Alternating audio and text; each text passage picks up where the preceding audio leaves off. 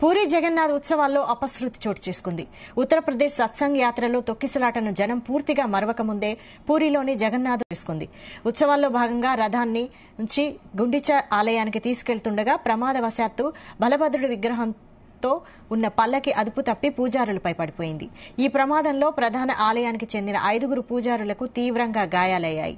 అనంతరం అక్కడున్న వారు క్షతగాత్రులను మెరుగైన చికిత్స కోసం ఆసుపత్రికి తరలించారు. అయితే బలభద్రుడి విగ్రహం పడిపోవడం పెద్ద అపచారంగా భావిస్తున్నారు భక్తులు.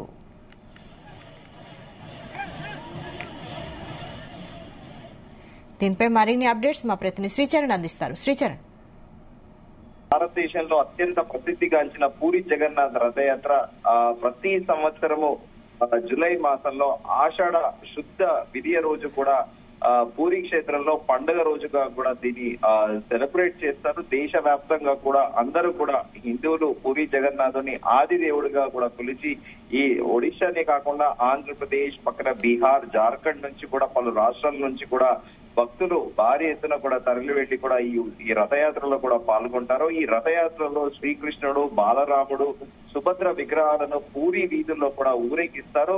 రథము సుమారు 45 అడుగుల ఎత్తు, 35 చదరపు అడుగుల వైశాల్యం కలిగి ఉంటుంది. దీనికి 7 అడుగుల వ్యాసం కలిగిన 16 చక్రాలు కూడా కలిగి ఉంటాయి. దాదాపు 4000 మంది భక్తులు కలిసి ఈ రథాన్ని కూడా లాగుతారు. ఈ ఉత్సవాన్ని తిలకించడానికి భారతదేశం నుండి నలుమూలల నుంచి కూడా భక్తులు విశేషంగా కూడా తరలి వస్తారు. ప్రతి ఏటా కొత్త రథాన్ని తయారు చేయడం ఇక్కడ ప్రత్యేకత.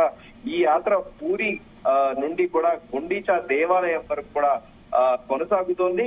ప్రతి సంవత్సరం కూడా ప్రపంచంలో ఏ హిందూ దేవాలయంలో సరే ఊరేగింపు నిమిత్తం మూల విరాట్ను కదిలించారు. అందుకు ఉత్సవ విగ్రహాలు ఉంటాయి. పూరి ఊరేగింపు సేవలో మాత్రం ప్రతి ఏటా ఒకే రథాన్ని వినియోగించడం కూడా అన్ని చోట్ల చూసేదే. కానీ ఈ సంప్రదాయాలన్నింటినీ కూడా వినాయకు చెప్పుకోవచ్చు మనము. పూరి జగన్నాథ్ ఆలయము బలభద్ర సుభద్రులతో సహా ఈ ఆలయంలో కొలువైన జగన్నాథుడిని ఏడాదికి ఒకసారి కూడా గుడిలో నుంచి బయటకు తీసుకువచ్చి భక్తులకు కనువిందు కూడా చేస్తారు.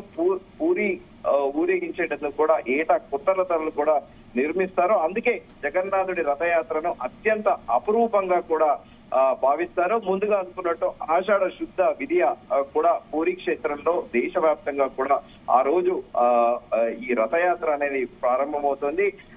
ఆ రోజు దేశవ్యాప్తంగా కూడా భక్తి భావం వెల్లై పొంగులెత్తుతూ కూడా ఉంటుంది. అయితే జగన్నాథ జయ జయ ద్వారాలతో కూడా పూరి నగర వీధులన్నీ కూడా మారుమ్రోగుతూ ఉంటాయి. కానీ అకస్మాత్తుగా కూడా ఈసారి పూరి జగన్నాథ్ ఉత్సవాల్లో కూడా అపశృతి చోటు చేసుకుంది. మన కొద్ది రోజుల కిందటే ఉత్తరప్రదేశ్ లోని హత్రాస్ లోని సత్సంగ్ యాత్రలో తొక్కిసలాటను జనం పూర్తిగా మరొక ముందే కూడా పూరిలో జగన్నాథుడి రథయాత్రలో మరో అపశృతి చోటు చేసుకుంది. ఉత్సవాల భాగంగా రథాన్ని గుండిచా నుండి ఆలయాన్ని తీసుకువెడుతుండగా ప్రమాదవశాత్తు బలభద్రుడి విగ్రహంతో ఉన్న పల్లకి అదుపు తప్పి పూజారులపై పడిపోయింది. దీంతో ఈ ప్రమాదంలో ప్రధాన ఆలయానికి చెందిన 5 పూజారులకు కూడా తీవ్రంగా గాయాలయ్యాయి. అనంతరం అక్కడున్న వారు క్షతగాత్రులను మెరుగైన చికిత్స కోసం కూడా ఆసుపత్రికి తరలించారు. అయితే బలభద్రుడి విగ్రహం పడిపోవటము పెద్ద అపచారంగా కూడా భావిస్తున్నారు. అయితే